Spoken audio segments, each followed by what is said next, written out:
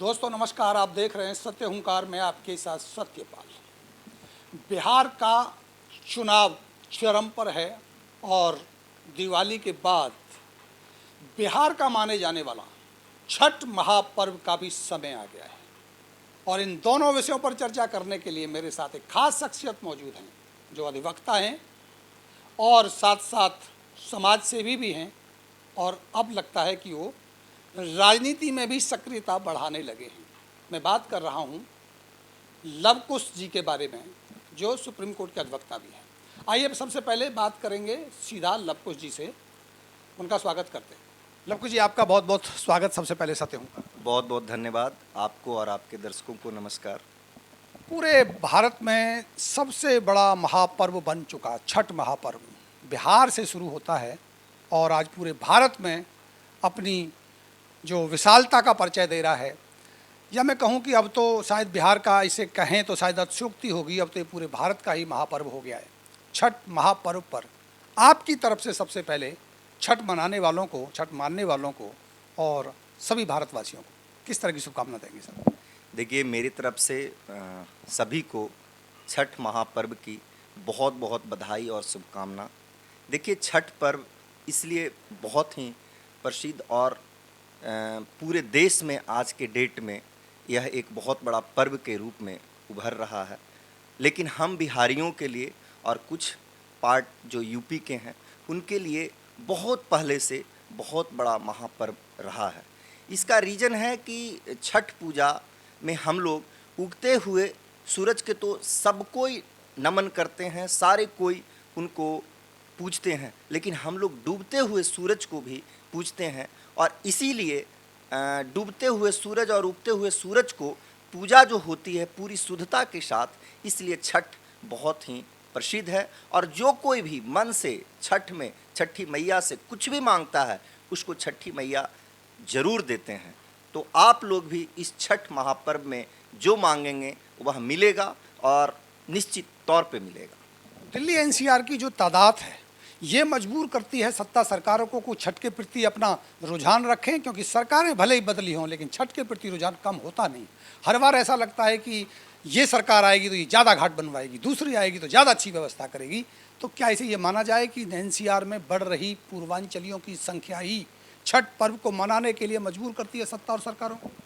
निश्चित तौर पे जहाँ देखिए हम लोकतंत्र के सिस्टम में हैं, हमारा देश लोकतांत्रिक देश है, तो निश्चित तौर पे छठ महापर्व जो है डे टू डे ज़्यादा संख्या होने की वजह से पूरे दिल्ली एनसीआर में धूमधाम से मनाया जाता है। लेकिन इस बार कुछ और भी अच्छे तरीके से मनाया जा रहा है, इसलिए कि आज के डेट में बीजेपी की सरकार है और बीजेपी की सरकार ने निश्चित तौर पे पिछली सरकारों से ज़्यादा व्यवस्था की है। आप या तो यमुना घाट जाएं या कई जगह गलियों में या कॉलोनियों में जाएं, देखें कि वहाँ के local MLA, local member of parliament aware होकर के चीज़ों को छठ घाट को बना रहे हैं और छठ घाट के लिए जो भी सुविधा होनी चाहिए वह सुविधा प्रदान करने में दिन रात एक कर दी है। लव कुश जी, आप वैसे तो अधिवक्ता हैं लेकिन मैं देख रहा हूँ लगातार पॉलिटिक्स में आपकी सक्रियता बढ़ रही है और एक बहुत ही मैं कह सकता हूँ कि एक विशेष समय अब चल रहा है, क्योंकि बिहार से पॉलिटिक्स शुरू होती है। बिहार की पॉलिटिक्स को पूरे देश में माना और जाना जाता है और आप बिहार से आते हैं और बिहार में आज पॉलिटिक्स चरम पर है क्योंकि चुनाव चल रहा है।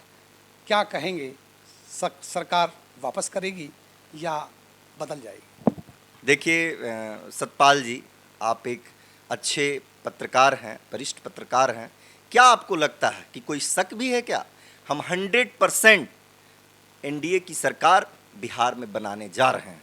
आप एक पेज पे लिखवा लीजिए, हमारी सरकार बन रही है और किसी भी कीमत पे बनेगी। इसका मुख्य कारण है कि मोदी जी और हमारी एनडीए सरकार जनता के दिल में बसती है, काम करके दिल में बसती है, सुशासन के तरीके से दिल में बसती है और गरीब गुरबा पीड़ित लोगों को लेकर के हर मुद्दे पे हमारी सरकार अवेयर रहती है। किसी खास परिवार और किसी खास व्यक्ति के लिए नहीं काम करके प्रत्येक व्यक्ति के लिए काम करते। इसलिए निश्चित तौर पे बहुत ही अच्छी मेजोरिटी में फिर से हमारी सरकार बनेगी। यही बात पीके साहब कह रहे हैं कि सर हम भी सरकार बनाने जा रहे हैं। नीतीश तो उनका तो है ही है, साथ साथ में जो आरजेडी से हैं वो भी अपना दावा ठोक ही रहे हैं। तो दावा ठोकना तो बिल्कुल सही है, आप कह सकते हैं, लेकिन आधारभूत इसके आधार क्या हैं? अगर मैं राजनीतिक तरीके से समझूँ कि एनालिसिस के तौर पर कैसे आप कहेंगे कि सरकार वापसी कर सकती है? देखिए सतपाल जी, मैं रहता हूँ दिल्ली एनसीआर में, यहाँ प्रैक्टिस करता हूँ, स्कूल चलाता हूँ, आपको पता है, लोगों से कनेक्टेड रहता हूँ। लेकिन इतना ही मैं बिहार से भी कनेक्टेड हूँ। मेरे कई साथी लोग बिहार में काम भी बहुत अच्छा किए हैं और कई लोग आगे भी काम अच्छा करेंगे। मैं करीब करीब प्रतिदिन कम से कम 50 बिहार के लोगों से, जो बिहार में रह रहे हैं, बिहार में वोट मांग रहे हैं, बिहार में गली मोहल्ले में जा करके काम करवा रहे हैं, वो वैसे लोगों से, प्रत्येक जाति धर्म वर्ग के लोगों से मैं बात कर रहा हूँ। सभी लोग कह रहे हैं भैया एनडीए से अच्छा तो कुछ है ही नहीं, भैया एनडीए की क्लीन स्वाइप गवर्नमेंट बन रही है फिर से। और आपको मैं बता रहा हूँ, पीके एकदम फ्लॉप कर गए। अब तेजस्वी जी को लेकर के एक ही चीज़ कही जाती है कि भैया वह दिन नहीं लौटने देना है, हमारे को ऐसी सरकार चाहिए जो प्रत्येक व्यक्ति को लेकर के चले, यानी सबका साथ सबका विकास जो करे, वो वही सरकार चाहिए। और फिर से मैं एक बार पुनः कह रहा हूँ, हमारी सरकार बिहार में फुल मेजोरिटी में आ रही है। सारे के सारे वादे लोगों के फेल कर जाएंगे। वादा हम करते हैं और हम ही पूरा करते हैं, इसीलिए एनडीए को लोग लाइक करते हैं, एनडीए को लोग पसंद करते हैं। और एनडीए हमेशा पिछले 2005 के बाद कॉन्टिन्यूअसली सरकार में है। बीच बीच में थोड़ी सी गड़बड़ हो गई थी, लेकिन अब वह सब ठीक हो गया है। तो सतपाल जी, हमारी सरकार बन रही है, 100% बन रही है। किसी को कुछ भी बोलने दीजिए, क्योंकि हर किसी को सुशासन और विकास चाहिए, विकास चाहिए। जबकि जी आपने बहुत बढ़िया बात कही कि सबका साथ सबका विकास, बड़ा अच्छा नारा भी चला, लेकिन ये नारा आपने 1 साल पहले हरियाणा में भी दिया और आपका विधायक जीत भी गए। गांव से नहीं जीते, पूरे के पूरे हरियाणा से आप जीत रहे, आपने सरकार भी बना ली, जबकि अनुमान ये लगाया जा रहा था कि शायद कांग्रेस की सरकार बने। तो विकास की बात करें तो जिस क्षेत्र में आप रहते हैं, यहाँ के विकास पर आप क्या कहेंगे? लोग तो करें विकास हुआ ही नहीं है। सतपाल जी, आप भी इसी क्षेत्र में रहते हैं, प्रतिदिन विकास हो रहा है। हमारे अगर विधायक जीत गए, हमारे विधायक अगर मंत्री बन गए, हमारे अगर काउंसलर जीत गए, तो देखिए ना, आप कल ही नोटिफिकेशन आप अपने न्यूज़ में भी डाला था, आपने फेसबुक पोर्टल पे भी डाला था, यह मेन रोड सैंक्शन हो गया है और डिवाइडिंग सिस्टम के साथ सैंक्शन हुआ है, जो कि नया पुल से लेकर के आगरा चौक से लेकर के बसंतपुर गांव तक बहुत जल्द आपको काम दिखेगा। गलियों में जाइए, गलियों में काम हो रहा है, नालियों का काम हो रहा है, सीवर का काम हो रहा है। बाकी तो आप समझ ही रहे हैं बात को कि काम जो यहाँ खेत था, लोग यहाँ खेती करते थे, अब इतनी डेवलपमेंट आपको दिख रही है। तो वही वाली बात है कि खाली आपको निगेटिव दिखेगा, डेवलपमेंट भी देखिए, गलियाँ बन रही है, नालियाँ बन रही है, रोड बन रहे हैं, हर चीज़ में आपको डेवलपमेंट दिखता होगा। थोड़ा और समय दीजिए, आप ही कहिएगा कि सर आपके विधायक जी ने, आपके मंत्री जी ने बहुत काम करके दिखाया। आप ये डेवलपमेंट दिखा रहे हैं कि फाइलें बन रही हैं, बातें हो रही हैं, बड़े बड़े वादे, बड़े बड़े इरादे किए जा रहे हैं, ये डेवलपमेंट है, या कि धरातल पे भी डेवलपमेंट कब तक दिखाई दे? सर धरातल पे भी दिख रहा है। पेट्रोल पंप के सामने देखिए कितना पानी जमा हुआ रहता था, जल्दी जल्दी में वह काम किया गया। हमारे स्कूल जो राजदेव पब्लिक स्कूल वाली रोड है, उस रोड को भी देखिए, ठीक है, चीज़ें जैसा आप चाह रहे थे कि नाली के व्यवस्था के साथ बने, तो थोड़ा जल्दी जल्दी में कि कम से कम जो वही मुद्दा आप उठा रहे हैं कि फाइल प्रोसेस में है, यह सारी प्रोसेस में, उसी को लेकर के जल्दी से जल्दी एक कम से कम लोगों का आवागमन ठीक हो, इसलिए वह रोड बनाया गया, ठीक है। और ऐसे ही कई और रोड बन रहे हैं। सीवर का भी काम आप देख रहे होंगे कि रोड इसी वजह से डिस्टर्ब रहता है, वह भी हो रहा है। तो जो प्रोसेस है, आप भी समझते हैं, पढ़े लिखे विद्वान आदमी हैं, प्रोसेस तो फॉलो करना ही पड़ेगा। सरकार तो सिस्टम से ही फंड रिलीज करेगी ना। तो कई काम ऐसे हैं जो हो रहे हैं, कई काम आपको 2 साल के अंदर धरातल पे दिखेगा, फिर आप कहिएगा, फिर मुझसे पूछेगा कि सर काम क्यों नहीं हुआ। अगर नहीं हुआ तो, और होगा तो एक बार जरूर आकर के धन्यवाद दे दीजिएगा। आखिर में ये सवाल लूँगा कि लगातार इस क्षेत्र ने एक बात सुनी है कभी जो पहले विधायक थे वो कहते थे सब हमारी सरकार नहीं है, हम काम नहीं करा पाते।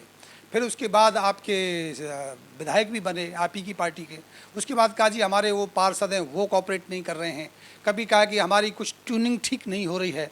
और बाद में आया कि भाई विधायक को अगर मंत्री बना दिया जाए तो बहुत अच्छे काम हो जाएंगे। देखिए अब आपके पास कोई बहाना नहीं है, मंत्री भी आप हैं, विधायक भी आप हैं, सारे पार्षद आप, सारे इंजन विंजन जो भी आप कहते हो सब कुछ आपका है। 5 साल बाद कोई बहाना नहीं बचेगा। फिर उस समय अगर विकास नहीं हुआ तो आप क्या कहेंगे उसको? देखिए, यह मौका ही नहीं आपको मिलेगा। विकास निश्चित तौर पे होगा और विकास स्टार्ट हो गया है। आपको विकास दिखेगा, अगर नहीं दिखेगा तो जनता मालिक है, हमें चेंज कर देगा। लेकिन हम विकास करने के लिए आए हैं। निश्चित तौर पे ट्रिपल इंजन की सरकार है।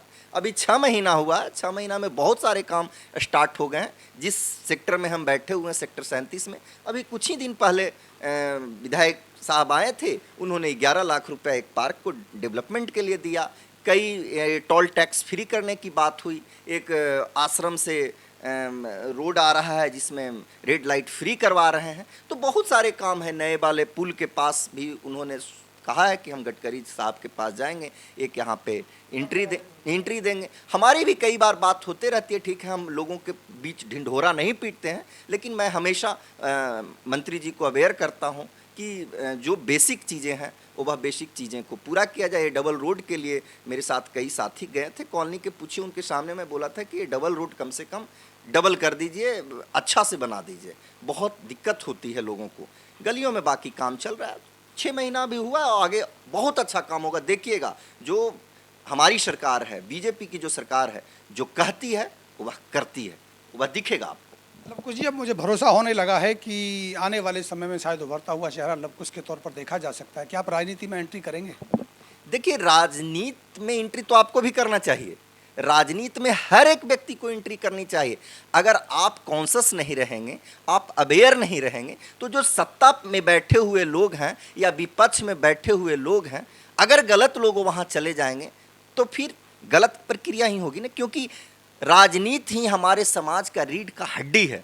अगर राजनीति में अच्छे लोग आएंगे तो अच्छा काम होगा, गलत लोग जाएंगे तो गलत काम होगा। वो अपना पर्सनल स्वार्थ सिद्ध करेंगे, अपना व्यक्तिगत फायदा सोचेंगे। लेकिन अच्छे लोग जो होंगे वो वह निश्चित तौर पे सोसाइटी का अच्छा, क्षेत्र का अच्छा, राज्य का अच्छा, देश का अच्छा चाहेंगे। इसलिए राजनीति में तो मैं कहता हूं कि मुझे नहीं आनी चाहिए, सबको आनी चाहिए। और सब जब राजनीति में आएंगे, राजनीति में आने का मतलब ये नहीं होता कि हम एमएलए ही हैं, हम एमपी ही हैं, हम काउंसलर ही हैं। नहीं, राजनीति का मतलब यह भी होता है कि अगर कहीं गलत हो रहा है तो हम उसका विरोध करें। यह नहीं कि डर जाएं, डर करके घर में बैठ जाएं, या हमारा व्यक्तिगत उससे रिश्ता है तो हमारा व्यक्तिगत रिश्ता नहीं खराब हो।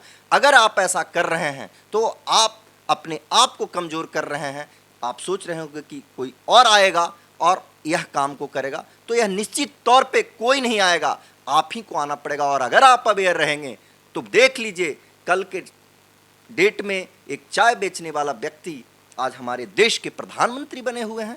और वह व्यक्ति के अंदर एक काबिलियत थी, एक विजन था, तो उन्होंने अच्छा करके दिखाया। इसलिए हर एक व्यक्ति को आना चाहिए जो कि समाज के प्रति समर्पण रखते हैं, समाज के प्रति विकास का एक विजन रखते हैं। वह व्यक्ति आएगा और समाज का निश्चित तौर पे, क्षेत्र का वही कल्याण कर सकता है। गलत लोग कभी कल्याण नहीं कर सकते। लवकुश जी, आपने समय दिया, बहुत व्यस्तता आपकी रहती है। एक बार हम फिर आएंगे आपके पास। अभी लेते हैं आपसे इजाज़त। नमस्कार। धन्यवाद, धन्यवाद सत्पाल।